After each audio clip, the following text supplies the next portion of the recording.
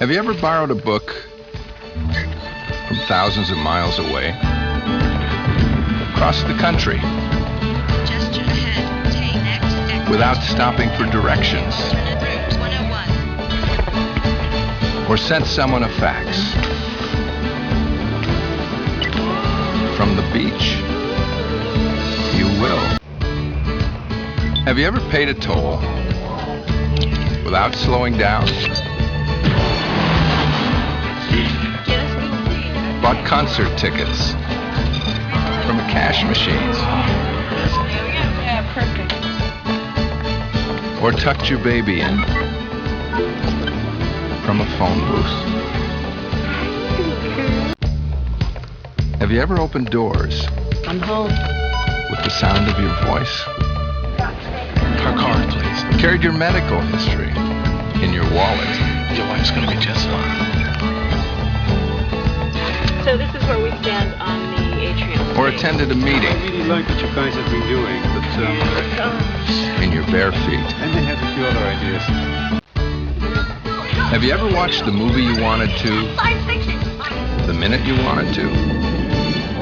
Learned special things That's all taken from jazz. Now, any questions? from faraway places? Oakland? So where did jazz come from? Good question. You will. And the company that'll bring it to you, AT&T.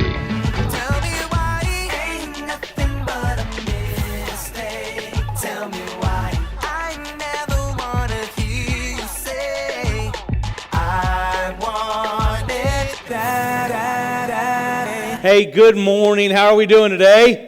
Awesome. Hey, I am Mike. I'm one of the pastors here. And we have been in this series, I Love the 90's. And you guys might be wondering why I just played AT&T commercials for you. But those were actually from the 90's. And one thing I remember about those were so impactful and memorable to me. I would have been much younger than I am now, in my late teens, early 20s. Yeah, I'd have been early 20s then because I'm old. But I just remember watching those commercials and thinking, I can't imagine a time when we can get directions somewhere in our car. It's going to be right there. Or we can not stop and have to pay tolls when we're driving through toll booths. You know, I can't imagine a time whenever I can have a conversation with somebody, looking at them right in the eye across the entire world. I can't imagine that this time is going to happen. And this was this time in the 90's. And this series has been so much fun so far, I believe. I mean, just the nostalgia and looking at stuff and the toys we have out here. Right before church, I was noticing, I'm going to point this out. Okay, we got these Rubik's Cubes, and I couldn't do this. Like, I could not put one of these together. And I happened to see this one, and I'm like, all right, somebody's just showing off right there. You know, I don't know how in the world you could get, like, look at these. They're all like designed. That's just crazy. Anyway, but I've had so much fun with this nostalgia and looking back at the different weeks that we've had here, you know, so far. And we started this off, if you remember, we talked about home improvement and looked at that 90's sitcom, but also talked about how we can improve our own lives by putting Jesus in the center of our relationships, how we can improve our houses, our marriages, our parenting, and even our relationships with other people and friends by having Jesus in the center of that. And then we moved to ER and looked at that popular end-of-night must-see TV Thursday night drama and talked about the church isn't like a museum, but the church is a hospital for sinners. And we are a church that is in ER. We're a messy place. We're a place of broken people that are hoping to come out clean on the other side. And our job should be to bring in and to invite and to be, you know, excited that messy people want to come here and be a part of this too, so they can hopefully also leave fixed and broken, and Jesus can change everything in their life like he has ours. And the third week, we got jiggy with it and got some Will Smith in on that with some Men in Black. And it was so much fun looking at James Edwards and his transformation to Agent J and how he had to leave that past behind, leave that world behind, leave everything behind when he decided to take on his bigger purpose, his bigger mission in life. And looked at the same way as we are as Christians as we begin to leave the world behind and begin to follow Jesus. And then last week, I think Pastor Perry did a phenomenal job of looking at that 90's culture that swept youth groups all across the United States with the WWJD and the bracelets, and what a little thing meant to remind us of what really would Jesus do in this scenario. And we talk about following Jesus and acting like Jesus a lot, but are we really? I mean, are we really as compassionate as him? Are we putting ourselves on this pedestal and the world out there? Or are we getting out amongst the sinners and doing what Jesus would do. And so this has been so much fun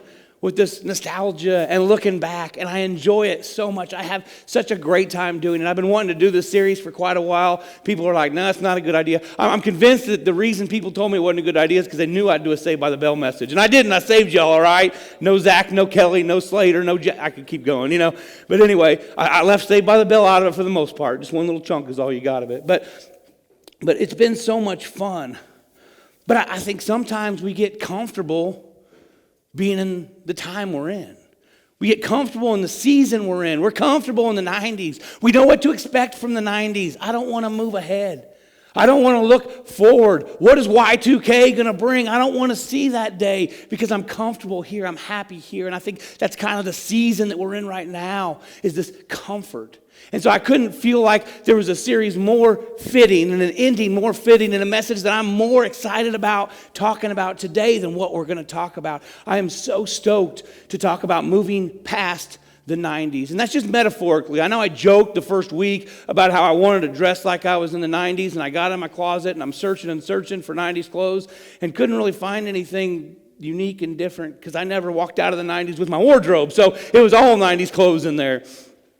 But really just moving out of that comfort zone and moving out of what we're comfortable in. So I feel that God strongly is telling us that it's time to move out of that season, to move into that next place, to metaphorically move out of the 90s.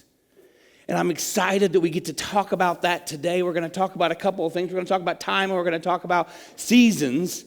And before we get into the deep meat and bones of what we're going to talk about today, I did want to talk about those two words that I've mentioned a couple times, times and seasons, and talk about some biblical truth of what these two words actually mean. So we talk about times and seasons. The premise of what we're going to talk about today is in Ecclesiastes 3. And you can follow along in your notes. You can follow along in YouVersion. You can follow along on the screens, however you find it easiest to do. But Ecclesiastes 3:1 says this: there's a time for everything and a season for every activity under the heavens.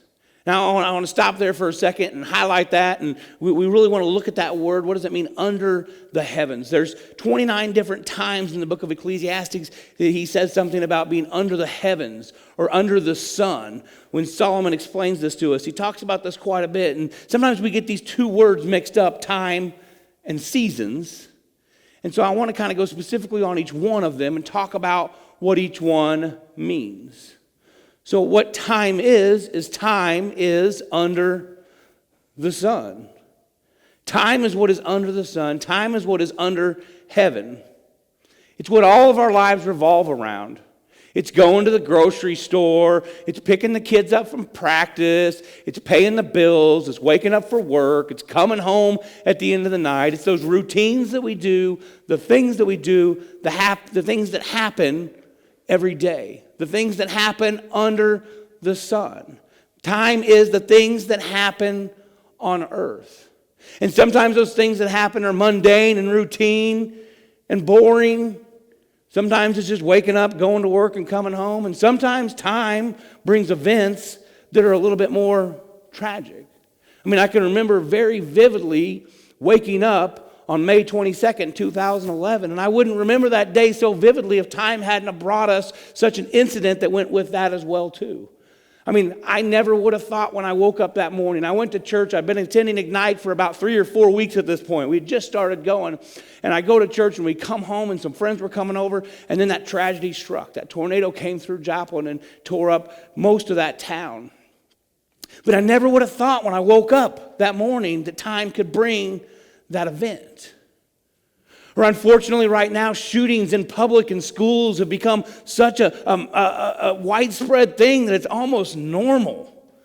And I never would have thought, if I were one of those parents, that I was going to send my kid off to school that day or send my wife off to work, or my family was going to go to a concert and we're going to lose people because somebody's going to have a mass shooting out there. So sometimes time brings those events that are mundane, routine, great, and horrible all at the same time.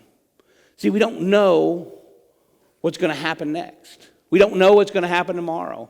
When I wake up tomorrow morning, I don't know what dumb thing some political guy in office is going to say. We don't know what's going to happen in time. So time is real, and it is all those things that happen under the sun. The things that happen on earth, the things that happen to us every day. Then above the sun, there's this spiritual world. And we refer to this as seasons. The things that happen above the sun, that's the season that we're in. So it refers to that spiritual life we live, or that broader part of our life that we're in. Those seasons are the things that happen above the sun. You know, the things in the physical world that we live in are happening under the sun, and that season that we're in is above the sun. That is being the parts of our lives that happen every day collectively. So whether you're a follower of Christ or you're not a follower of Christ, you have a bigger incident in these seasons that happen. A season, it could be based on events in time, but not secluded to those. You know, I think about this to kind of maybe describe it a little bit. I think about an airplane. So I've been on flights before where I thought, man, we shouldn't take off because we're going to die. Man, it's raining, it's pouring, it's cloudy, there's thunder, there's lightning. And the pilot gets cleared for takeoff, and they begin to fly up, and you just keep thinking, oh, it's getting worse and worse. And then by the time they make it in the clouds, you're like, I'm sure glad I'm saved, or if I'm not, I'm going to try to get saved again because I think I'm probably going to die coming down. But then there's that moment when you go above the storm, and you get to 10 or 15,000 feet. And then the pilot continues to go above, and you are above those clouds. You're at 30,000 feet. You're cruising altitude, and everything is sunny, and it's beautiful. And even though just moments ago we were in a storm, doesn't mean that the season has to be a part of that storm. And I think that's where we have to get our thinking. That's the goal of today of what I want to talk about, is how we're going to move forward and how we can get our thinking out of time, out of the fog, out of the rain, and get it above the sun. And be thinking in seasons and not in time or in moments.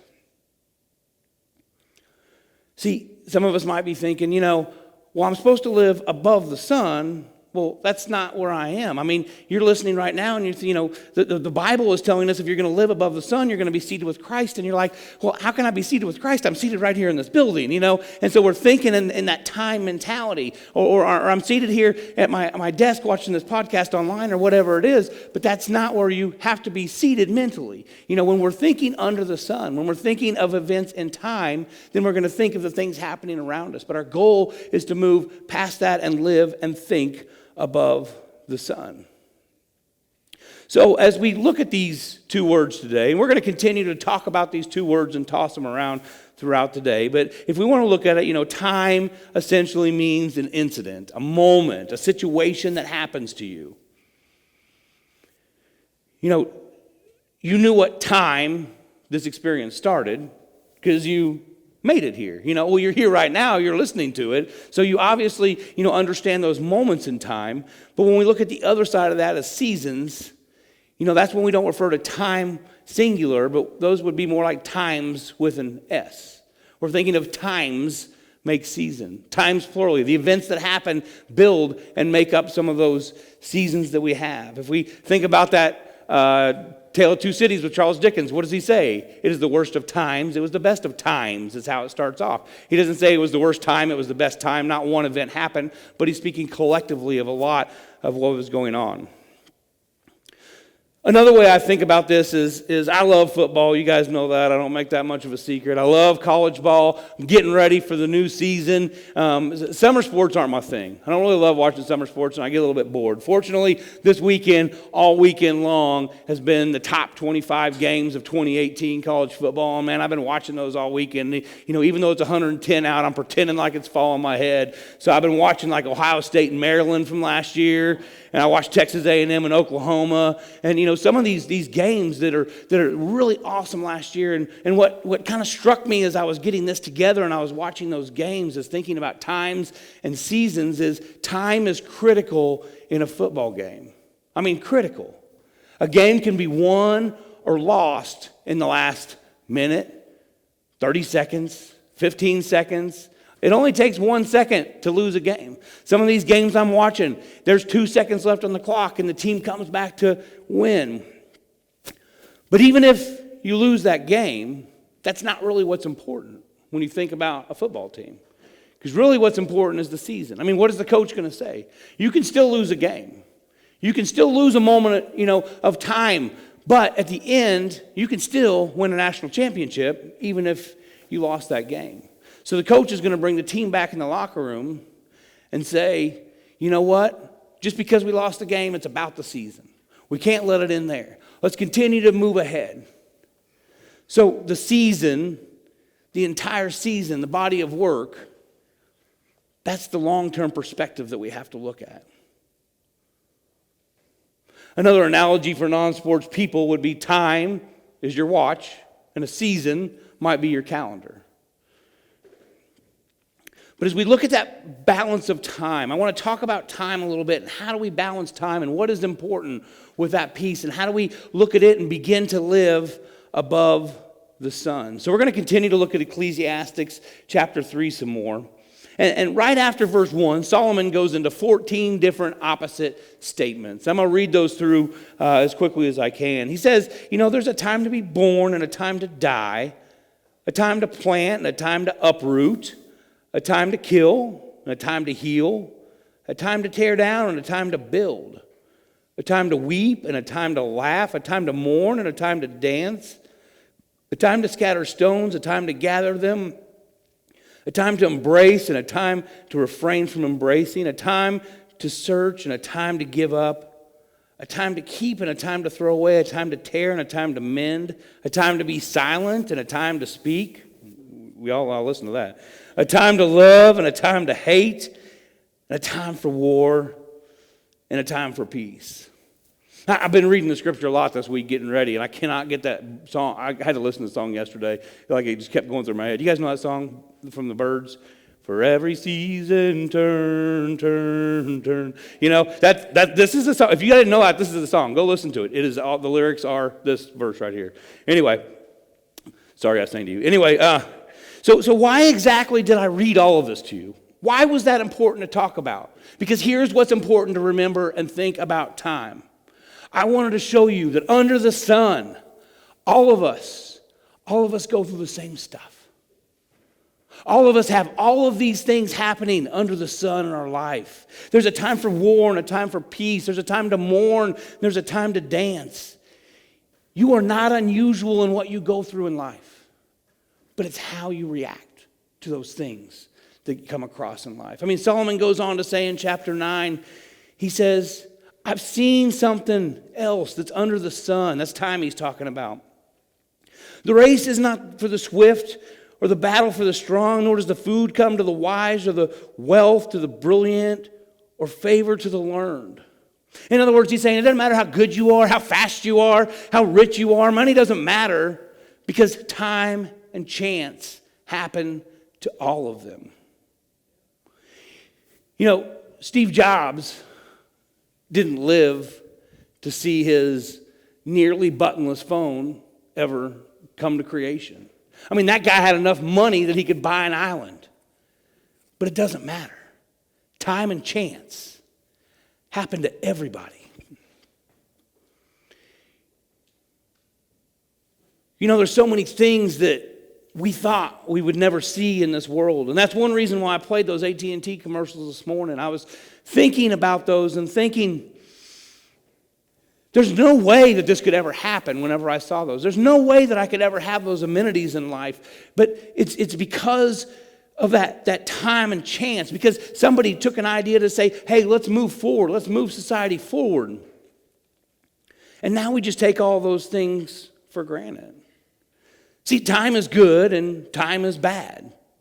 Both things happen with time. There's a pendulum swing in our life that is just constantly moving. There's a time to plant and there's a time to uproot. There's a time to be silent and a time to speak. Time and chance. Life's not perfect. And I just want to help relax you a little bit in that thought. Because when you can become okay with that thought, that's the beginning of being able to move from thinking under the sun to thinking above the sun. Time and chance, they happen to everybody. If you look at Job or other heroes that we consider in the Bible, time and chance happen to all those people. You know, sometimes you buy a good car. Sometimes the car you buy stinks. Time and chance. It just happens. Sometimes you shoot 500 at the golf course and sometimes you shoot 15 over. Time and chance. It's just different. You know, sometimes the Democrats win the election and then 4 years later, we're tired of those bums and we vote the bums we voted out 4 years ago back in and the Republicans are back in. Time and chance. The pendulum just swings back and forth. You know, sometimes when you're up to bat, somebody will throw you a fastball. And you can swing for the fences when that happens. But there's other times that it's going to be knuckleballs and slider balls and curve balls. And you can't hit those out of the park. But if we just sit there and wait for a fastball, you know what the pitcher's never going to do? The pitcher's never going to pitch a fastball to us. And so we're never going to get on base. And we're just going to be sitting there waiting and waiting. Metaphorically, we're going to be sitting in the 90s, waiting for something to come to us because we're so worried about time and chance. You know, that moment that you thought everything was going to be great and perfect and work out just right, all of a sudden, time and chance are going to come your way. But when things change, it's not time to stop. When the pendulum goes the other direction, it's not time to continue to live in the 90s. I mean, we know the 90s is safe. We know what to expect. We like it here. There's great TV shows like Saved by the Bell on. All right, I have to get that plug in, all right? It's comfortable in the 90s. But we can't stay in that time. I mean, we can stay in that time. We can decide we're going to stay in that time, but we're never going to grow if we stay there. We're never going to grow if we continue to live in that frame of mind. The right things in life don't always go our way. But it's about where your thinking is. Is it under the sun or is it above the sun? I like what Paul is talking about in Philippians 4:11. He's telling these people in Philippi, he tells them, you know, I learned how to be hungry, I learned how to be full, I learned how to have everything, I learned how to have nothing, I learned how to live with little, I learned how to live with much. But you know how I did that? You know how? And this is what he tells them in chapter 4, verse 11. He says, I've learned to be content whatever the circumstances. So this balance of time, this beauty of time, this pendulum swing. You know, we can choose to dwell on time for what it is, but does that ever really change anything? It just keeps us stuck in the 90s. But when we can be content, when we can have comfort, when we're ready to leave that time and not worry about the comfort that's brought to us and not be too worried we don't want to leave because of that fear. I love how this next verse back in Ecclesiastes, after we read those 14 opposite statements, I love how Solomon puts this in Ecclesiastes 3:11. It says, He, God, has made everything beautiful. When? In its time. God has made everything beautiful in its time. Please get that in your heart today. Understand that God has made everything beautiful. Because things go wrong. Things are going to get weird. If you follow Jesus, your life isn't going to be perfect. But when you can just be relaxed in the moment, and you can realize that pendulum is going to swing. And you can say, I don't know why this happened to me, but God can take anything that happens to you, anything that you're dealing with, and help move you forward above the sun. Those things that happen under the sun, God is going to use to move you forward above the sun. I mean, look at Job. Talk about somebody who had an opportunity to live under the sun and dwell on what was going on in his life. I mean, this guy is the original country western song straight up. You know, he lost everything. He lost his kids. He lost his money. He lost his livestock. He lost it all. And what did he do? He just said, well, you know what? How can I be mad about that? It was never mine to begin with. It was all God's, and God just let me have it. You know, the Lord giveth, and the Lord taketh away. See, Job had this above the sun perspective about life. He was living an under the sun life, but was thinking above the sun. So the secret to time is contentment. Time is something that happens to all of us. Time and chance. Every one of us face it all the time. But why are we so discontented when time and chance happen to us all the time and we don't see time as so beautiful? You know, let me just mention that if we continue to look through the book of Ecclesiastes, Solomon talks about, you know, how do you enjoy time and chance? If it's going to happen to all of us, all these things are going to happen. How can we have that contentment? How can we enjoy life? And one of those things, he says, hey, you know what? Stuff's going to happen. Stuff's going to happen, but it ain't going to be as bad if you have friends, man. 2 is better than 1. And that's why we feel small groups are so important here. And we feel meeting on a regular basis. I'm going to talk more about that later. I'm not going to go into it too much. But life isn't fair. And you're going to need somebody to help pick you up. Because bad stuff's going to happen. And if you're trying to do this on your own, if you're trying to grow on your own, if you're trying to live life on your own, man, you ain't going to make it. You got to have a group of people. And I'm not talking about 560 Facebook friends or whatever it is, people that are just there to criticize you and to point out whenever you do something wrong. I'm talking about real friends that you talk to and hang out with and converse with. And again, that's why we feel that those small group situations are so important. You know, he says, hey, you know what? You should enjoy your work. You know, I can enjoy my work, man. No, I can't do that. But no, we need to enjoy our work every day. We should enjoy what we do because we never know what's going to happen. We never know what way the pendulum's going to swing. I mean, you might get a promotion. You might get a demotion. You might get laid off. You might get a raise. We don't know what's going to happen at work. But we should enjoy that work. I mean, it reminds me of one of my favorite shows, The Flintstones. I love The Flintstones, man. I love them. And, you know, at the end of every workday, what does Fred Flintstone do? He gets on the top of that dinosaur tail, he slides down, and he says, yabba dabba doo. You know, he is excited. He's excited for work. He's excited to get off work, and we should have that same mentality. You know, some of us look at work like, oh, I want a better job, or I want a different job, or I don't like my job. But you know what that tells me? You got a job, you know? You got somewhere that can pay you. See, contentment is that secret to enjoying time. Or your kids, you might think, man, my kids, man, they're so rotten or ornery all the time, or I wish they got A's, or I wish they didn't talk so much, or I wish they talked more, or whatever it is. But you know what? Man, at least they live at home with you. At least they're not in a hospital somewhere. Contentment. Contentment is that secret to enjoying time. Or we might say, you know, my wife, man, she's just not the same as when I met her. You know, she looks different. Man, you know what, dude? Have you seen yourself lately? You're a sour-looking dude, and you don't look any better. You know, contentment. We quit setting those expectations so high, and contentment is that secret to enjoying time. Contentment with all those things under the sun. I was thinking about this one too, as I was thinking about contentment and things, and I haven't enjoyed very much growing older.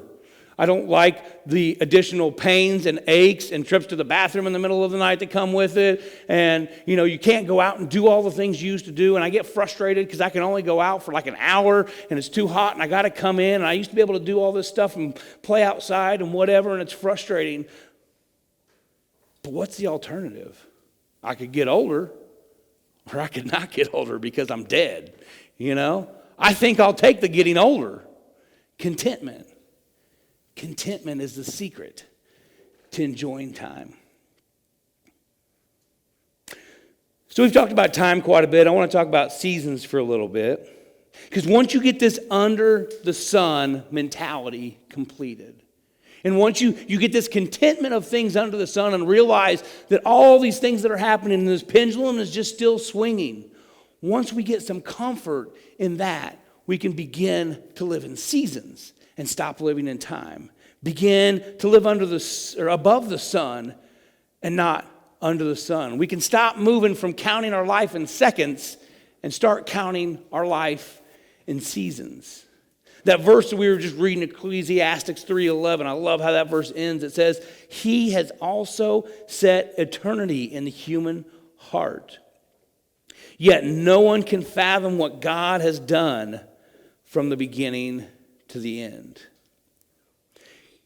He put eternity into our hearts and our minds.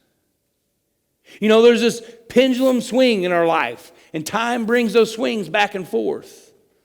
But guess what? You're going to be okay. It's going to work out.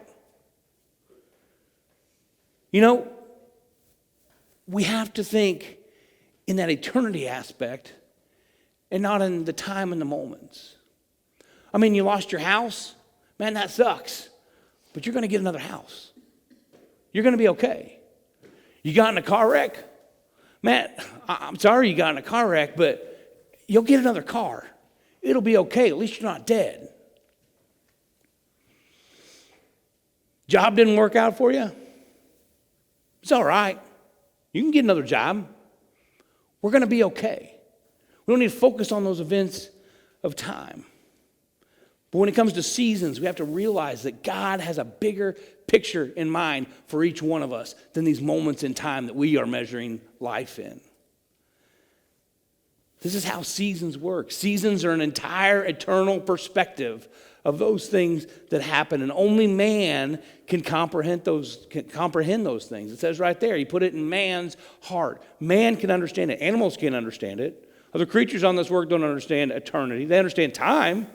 I mean, an animal knows time. He knows when it's time to be fed, when it's time to wake up, when it's time to go out, when you're going to come home. We used to have this dog that my dad would take it on a walk every Wednesday night. I don't know why on Wednesdays he did, but every Wednesday, no matter what, he would take this dog on a walk. And when my dad would come home on Wednesday, the dog would act differently than it would be excited on Wednesday than every other day when my dad would come home. And I used to think, how in the world does that dog know it's Wednesday? I don't know what other routines were happening, but I'm dead serious. The dog knew when it was Wednesday night when my dad would pull up in front of the house. Before he even walked inside, it would act entirely different. Because animals understand time, but we understand eternity. We have the ability to understand what eternity can mean. I mean, you know, we can say, I may have messed up something in time.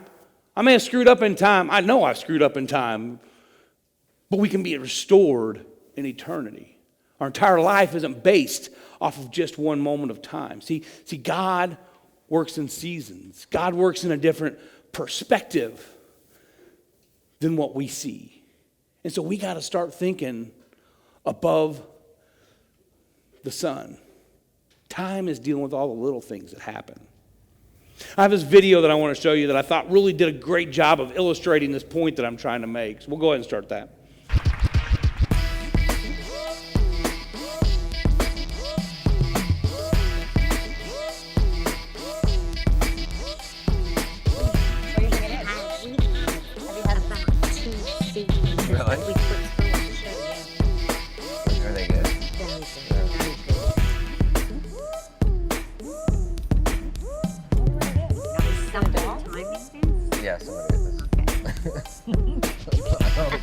All right, do you have 1 minute left? Here we go. What do you think it is? I can't tell what it is.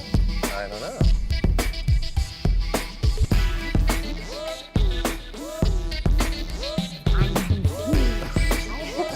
45 seconds, D. Here we go. And not even intrigued. Yes. Oh, now we got some color going on. Let's see. 30 seconds, D. Oh. You've seen some of these before. Come on, guys, we can figure this out. I honestly have no clue. My job is not a clue. I don't think you need much time. No. It looks like a pear. A potato. A potato. All right, it's coming down to the wire. 15 seconds, D. A pear. Come on. Give Go, us a D. five. Westry. Come on, Give us boy. Come on. 3, 2, 1. Let's hear it for D. Westry. Okay, and There we go. oh!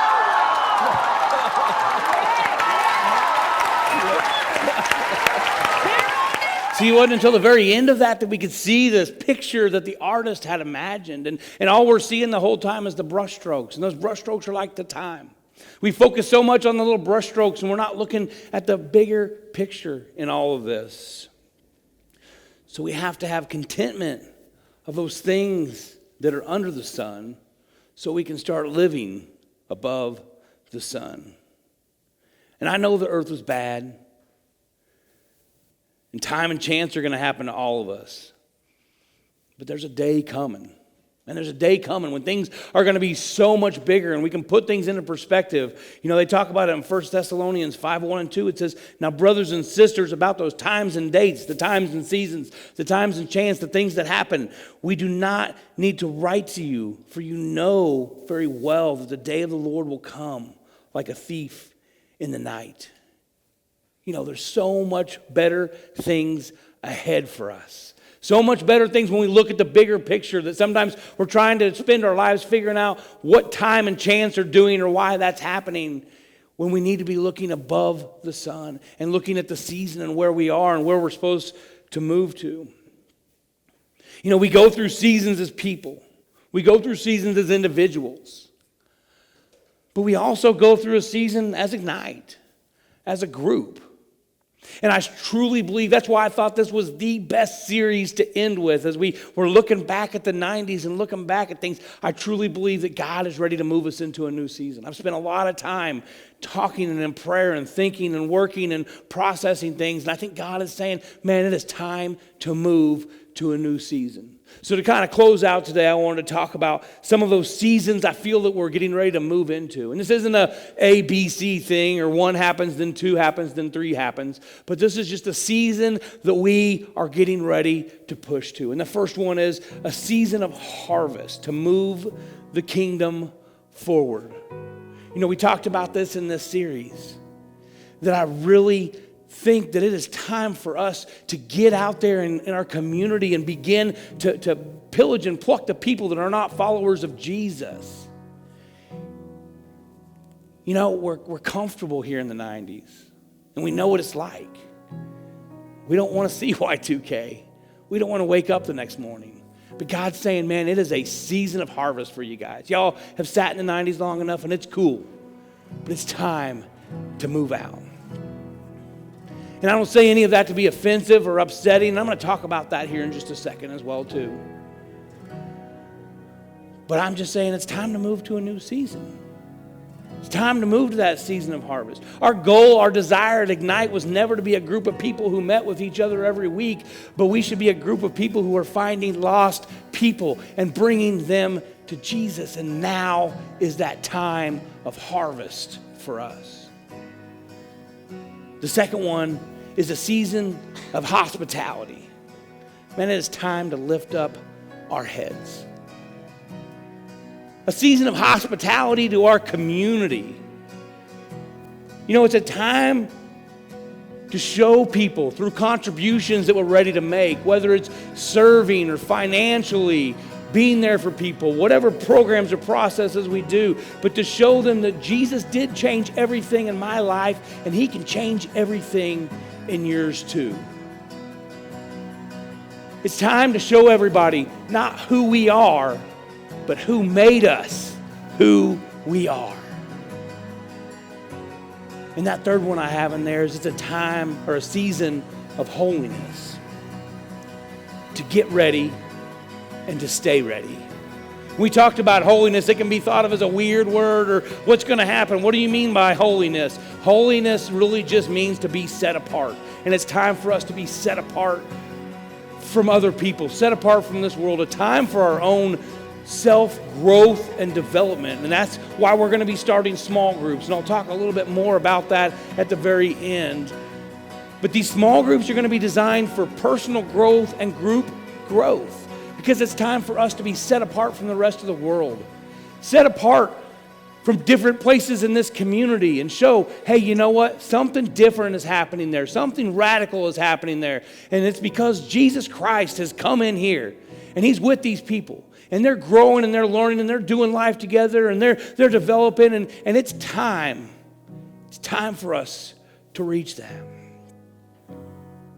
as I am so looking forward of what is to come. I really am. I was thinking about some questions that people might have, and probably one that popped in my head most of all is, Mike, does this mean that you're like mad or upset or have regrets over things that have happened the past 2.5 years? And man, I'd say to every one of those, absolutely not. I am excited about everything that happened. I'm excited of all those pieces in time that have helped move us from the season we were at to the season that we're getting ready to go through. It's that contentment of time.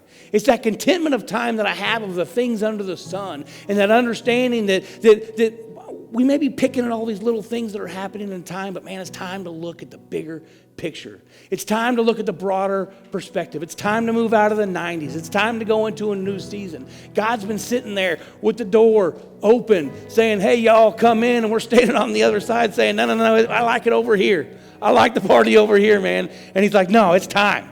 It's time to move over. It's a new season. And I'm excited for that. I have never been more excited for what is about to come, as what I really feel and know is going to happen as we move and progress forward in these seasons. And I think all of this in this series and every bit of it has been the perfect time to stop living in that under the sun mentality and be content with those things that happen under the sun and move to an above the sun thinking. I'll pray with you guys real quick as we close out. Jesus, I love you so much. Man, I am so excited for what is going to become of not only Ignite, but the individual people that make this place up, the individual people who make Ignite what it is. That growth that you have planned for us, that development that you have planned for us, the things that we're ready to move into a new season, that you're standing on the other side of that door. Lord, I know that time and situations get in our way. Time and chance affect every one of us. But Lord, I pray that you would be with us as those time and chance circumstances may be rough and down, that we can lean on each other with that and lean to you with that and understand that all these situations of time and chance are for a reason and a purpose and a bigger picture. And you're the artist painting the painting, that we don't see the end result all the time, but we got to trust you that time and chance and circumstances are going to make this something that's absolutely beautiful. Lord, I pray that you would be with us as we begin to change that mentality of that under the sun, to look at life in seasons and not seconds. Lord, I am so thankful and grateful for what you've done for us, what you've done for Ignite, what you've done for us as individually. But I just can't even imagine and fathom what you have planned for us in the eternal end of our story. Lord, I pray this in your glorious name. Amen.